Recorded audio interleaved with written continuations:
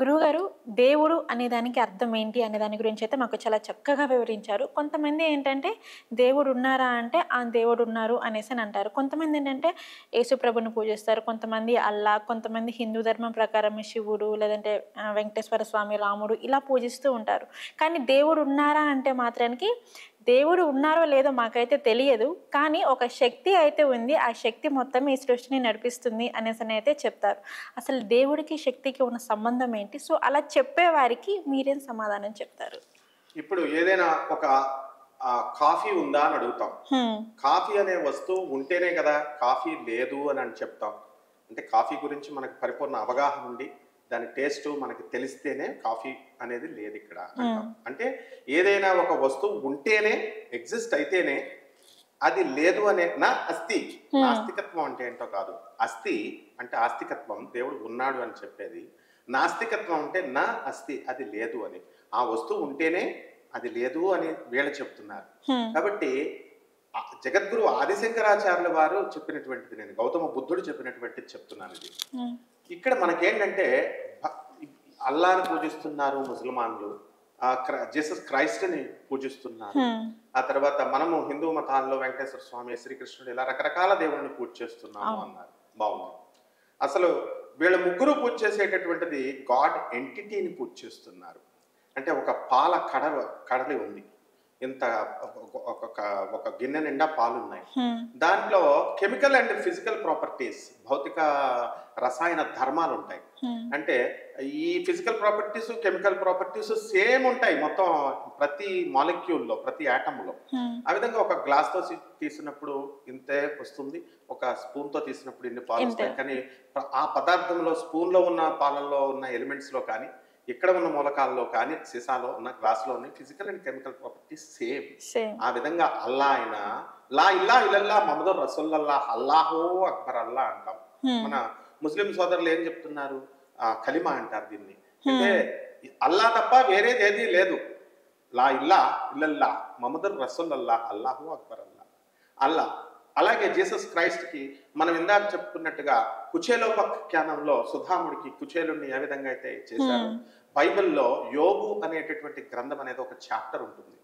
ఆ యోబు అనేటటువంటి వాడిని సాతాను ఏం చేస్తాడంటే, నువ్వు దైవ దూషణ చేయలేవు అని అంటాడు. దైవ దూషణ చేయిస్తే పాపం. అసలు what is the definition of sin? ఏదేదో చేయడం కాదు, దొంగతనం, వ్యభిచారం ఇవి కాదు సిన్ అంటే. దైవ దూషణ సిన్ అన్నమాట. అది నువ్వు చేయించలేవు అంటే నేను చేయిస్తానంటాడు సైతాన్. అప్పుడు ఆ యోబు అనే వ్యక్తిని దగ్గరికి వెళ్ళమంటే ఆ యోబుని ఇలా మొట్టమంటాడు. అయితే నేను క్రియేట్ చేసినట్టు ప్రాబ్లమ్స్ ఉంటే నా విశ్వసించడు, నువ్వు క్రియేట్ చేసినట్టు చెప్పు, నువ్వే ప్రాబ్లమ్స్ క్రియేట్ చేయ ఆయనకంటే. సరే అని ఆయన క్రియేట్ చేస్తాడు. చేసినప్పుడు ఆయన ఏం చేస్తాడంటే ఇలా ముడతాడు. ముట్టగానే ఈయన రథాలు, గజాలు, ఆవులు అన్నీ చనిపోతారు, పిల్లలు అందరూ చచ్చిపోతారు. అప్పుడు ఆయన ఏమంటాడంటే దేవుడు ఇచ్చాడు, దేవుడు తీసుకున్నాడు అంటాడు, కానీ దైవ దూషణ చేయడు. సెకండ్ ఫేజ్ లో ఈ సైతాన్ వచ్చి నేను ఓడిపోయాను, థర్డ్ స్వామి నాకు అనదర్ పవర్, ఒక అవకాశం ఇవ్వండి, ఆయన శరీరం మీద నాకు ఇచ్చేయండి అంటే ఆయన ఏమంటాడు, ఈసారి టోటల్ శరీరాన్ని నీకు కంట్రోల్ ఇస్తున్నాను, కానీ నీకు ప్రాణం మీద నీకు హక్కు లేదు అని చెప్పి ఆయన ఏం చేస్తాడు, ఆ శరీరం మీద సకల రోగాలు వచ్చేలాగా, చీము వచ్చేలాగా చేసేస్తాడు. ఇదే మనకి దేప్పుడు కులభక్తి అని మన శ్రీ గురు చరిత్రలో వస్తుంది. ఆ విధంగా గురుభక్తిని చెప్పడం కోసం ఇవన్నీ చెప్పబడి ఉన్నాయి. ఆ చీము అంతా వచ్చేస్తుంటే అప్పుడు భార్య కూడా అసహించుకుంటుంది, అందరూ వదిలేస్తారు. ఎంత బాధ పెట్టినా ఎముకలు కూడా అరిగిపోయి నొప్పులు వచ్చేస్తున్నాయి. అయినా ఇంకా సైతానికి అతను ప్రాణం తీసే శక్తి లేదు. అప్పుడు వెళ్ళి ఓటమిని ఒప్పుకున్నాడు ప్రభు ముందు. అందుకనే యేసు ప్రభు దాంట్లో కూడా పరలోకము అంటే బ్రహ్మ, తర్వాత దేవుని కుమారుడు అంటే విష్ణువు, పరలోకము పరిశుద్ధ ఆత్మ అంటే శివుడు, బ్రహ్మ విష్ణు మహేశ్వరం అలా డివైడ్ చేశారు వాళ్ళు. ఎవ్వరు చేసినా దేవుడు ఒకటే, గాడ్ ఎంటిటీ. అలాగే జీసస్ అనేటటువంటిది in the name of Jesus నేను ఈ యొక్క సిన్ని తీసేస్తున్నాను అని, రోగాలను తీసేస్తున్నాను అంటాడు. అంటే దేవుని యొక్క నామాన్ని చెబుతూ ఈ రోగాలు పోవాలని ప్రార్థిస్తున్నారు. I'm the sinner, I did some sins, forgive me O father అంటే వాళ్ళ ప్రేయర్. ఈజీగా ఉందని అట్రాక్ట్ అయ్యి వెళ్ళిపోతున్నారు. అలాగే మన హిందూ మతంలో కూడా మనకి దేవుడు ఎంటిటీ అంతా ఒకటే. అయితే ఇప్పుడు దేవుడి గురించి నువ్వు డెఫినేషన్ అడిగావు కాబట్టి చెప్తా. మామూలుగా మనకు కరెంట్ ఉంది కదా, ఈ కరెంట్ని డెడ్ కరెంట్ అంటాం ఫిజిక్స్ లో. డెడ్ కరెంట్ ఇది లైవ్ కరెంట్ ఇలాగే ఉంటుంది, అంటే ముట్టుకుంటే షాక్ కొడుతుంది. లైఫ్ ఉన్నటువంటి కరెంట్, అందుకే డివైన్ కాన్షియస్నెస్ అంటాం, దైవ చైతన్యము అంటాం. జాగృత అవస్థలో ఉన్నటువంటి ఈ యొక్క కరెంట్ ని దేవుడు అన్నారు. అంటే దేవుడు దైవశక్తి అంతా ఒకటే. ప్రపంచంలో ఒకే ఒకటి ఉంటుంది దైవశక్తి, రెండు శక్తులు ఉండవు. ఇప్పుడు ఈ బ్రహ్మ విష్ణు మహేశ్వరులు, అల్లాలు, ఈ జీసస్లు ఇదొక శక్తి సార్, వేరే దైవశక్తి వేరే ఉందా? ఉండదు. ఆయన క్లియర్ గా వేదంలో చెప్పబడి ఉంది, నేను ఒక్కడే ఉన్నాను. అందుకే బాగా మహాభారత యుద్ధంలో బర్బరీకుడు ఆయన్ని పైన పెట్టి, ఘటోత్కచుడు కుమారుడిని శ్రీకృష్ణుని పైన పెట్టి సాక్ష్యంగా చూపించి, నువ్వేం చూసావో చెప్పరా నాయన, గాంధారి వచ్చి బాధపడుతోంది, నన్ను శపిస్తోంది అంటే, చంపినవాడు కృష్ణుడు, చచ్చిపోయినవాడు కృష్ణుడు. భీష్ముడిలో చూసినా కృష్ణుడే కనబడతాడు, భీష్ముడిని చంపిన అర్జునుడు కృష్ణుడిగా కనబడతాడు, శ్రీకృష్ణుడు కృష్ణుడిగా కనబడతారు, భటులంతా కృష్ణుడిగా కనబడతారు. ఇదే అంటే ఏంటంటే దైవశక్తి మినహా ఈ విశ్వంలో ఏది ఉండదు. ఈ రాయ కూడా, దీంట్లో కూడా లైఫ్ ఉంటుంది. అందుకే మెటమార్ఫిక్ రాక్స్ అంటాం, ఈ రాళ్ళు కూడా ఎదుగుతాయి. అందుకనే సాలగ్రామాలలో ప్రాణం ఉంది అంటాం, దానికి జీవం ఉంది అంటాం. సో మనలో ఉన్నటువంటి ఆత్మ, ఏమని చెప్పాం మనం, మన ఆత్మను మనం చూడలేమట. మనము చెయ్యిని ఇలా చూస్తాము, ప్రతి అంగాన్ని చూసుకుంటాము. మనలో ఉన్నటువంటి ఆత్మను చూసుకోవాలి అన్నాడు. ఆత్మ అంత ఈజీ కాదు చెప్పేయడం, వీళ్ళు స్వామీజీలు చెప్పేస్తున్నారు. అక్కడ ఏమని చెప్పబడింది, నచికేతుడు అనే చిన్న 6 సంవత్సరాల బాలుడు యముణ్ణి గురువుగా చేసుకుని అడిగితే, నాయన ఇంత చిన్న కుర్రవాడు నీకెందుకురా నాయన, ఈ ఆత్మజ్ఞానము బ్రహ్మజ్ఞానం గురించి దేవతలకే అర్థం కాదు, సప్తఋషులను పక్కన పడేసాయి. అందుకని నీకు భార్య పిల్లల్ని అన్ని ఇచ్చేస్తాను, నువ్వు తీసేసుకో, కార్లు కొనుక్కో, హ్యాపీగా ఉండు అంటే, నో ఐ వాంట్ దిస్ బ్రహ్మజ్ఞానం అంటాడు.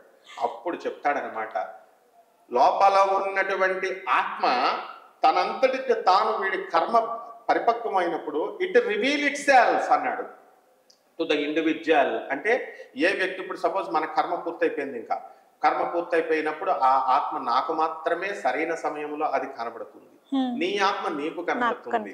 అంటే మనం ప్రయత్నిస్తే అవ్వదు, దానంతకు అది రావాలా. కానీ నిరంతరం మనం పాస్ అవ్వాలంటే ఎగ్జామ్ కష్టపడి చదవాలి కదా. అందుకే ఆధ్యాత్మిక సాధన మనం చేసుకోవాలా. ఆ సాధన చేసుకున్నప్పుడు ఈ ఆత్మ, ఆ ఆత్మే దేవుడు. అదే జగద్గురు ఆదిశంకరాచార్యులు వారు చెప్పారు, ఏమన్నాడు, ఆత్మ వేరు పరమాత్మ వేరు కాదు, రెండు ఒకటే, జీవుడు దేవుడు రెండు ఒకటే. ఇదే అద్వైతం. అందుకనే శంకరాచార్యుల వారి ఫిలాసఫీ పూర్వంలో ఉంటుంది, ఇప్పుడు ఉంటుంది, భవిష్యత్తులో ఉంటుంది. ఆయన సాక్షాత్తు పరమేశ్వరుడే అజ్ఞానంలో ఉన్నటువంటి జీవకోటిని ఉద్ధరించాలి, వీళ్ళకి నిజమైనటువంటి నాలెడ్జ్ని హైజాక్ చేసేసాం మనం. ఇప్పుడు ఉన్నటువంటి ఆధ్యాత్మికవేత్తలు అవనేయండి, ఋషులు అవనేయండి, ఈ స్వామీజీలు అవనేయండి, వీళ్ళంతా ఏం చేశారంటే నిజమైనటువంటి జ్ఞానాన్ని హైజాక్ చేసి, జ్ఞాని నామపి చేతాంసి దేవి భగవతి హిసా బలాదాకృష్య మోహాయ మహామాయ ప్రయచ్చతి అన్నారు. అంటే మాయను విడగొట్టి జ్ఞానాన్ని ఇవ్వడం అంత ఈజీ కాదు. ఇప్పుడు మనం ఒరిజినల్ జ్ఞానాన్ని శాస్త్రం నుంచి ఇస్తున్నాం, but people are not ready to accept it, ఒప్పుకోదు. అందుకని వాళ్ళ మూఢనమ్మకాల్లోనే ఉండడానికి ఇష్టపడతారు. ఎస్, వెంకటేశ్వర స్వామి అంటే విగ్రహం, ఈ పెయింటింగ్, అట్లా అన్నమాట. సో ఈ హైజాక్ ఆఫ్ నాలెడ్జ్ మహా ప్రమాదకరమైంది అని తెలిసి సాక్షాత్తు ఆ పరమేశ్వరుడి జగద్గురు ఆదిశంకరుడిగా వచ్చి మనకి ఈ విజ్ఞానాన్ని ఇచ్చాడమ్మా. ఆదిశంకరులు, రామానుజాచార్యులు వారు, ఈ తర్వాత మనకు ఉన్నటువంటి జగద్గురువులు ఎవరు, దక్షిణామూర్తి, పోతులూరు వీరబ్రహ్మేంద్ర స్వామి వారు, గురు రాఘవేంద్రుడు, వాళ్ళు అని లేదు, గురుస్థానంలో ఉన్నటువంటి వీళ్ళంతా కూడా జగద్గురు శ్రీకృష్ణ పరమాత్మ వచ్చి ఇచ్చారు. కాబట్టి what I'm going to conclude is, there are no two energies, ఒకటే ఎనర్జీ. వాళ్ళు పూజ చేసే జీసస్ అయినా, అల్లా అయినా, మనం పూజ చేసే హిందూ దేవుళ్ళైనా అంతా ఒకటే, గాడ్ కాన్షియస్నెస్. అండ్ మనము ఇప్పుడు ఒక పేరెంట్ని వాళ్ళ కొడుకు డాడీ అని పిలుస్తాడు, వాళ్ళ మనవడు గ్రాండ్ ఫాదర్ అని పిలుస్తాడు, అతని చెల్లెలు అన్న అని పిలుస్తుంది, భార్య భర్త అని పిలుస్తుంది. అలా గాడ్ ఏంటంటే అనేకమైనటువంటి రూపాలలో పిలిపించుకుంటాడు తానే అంతా.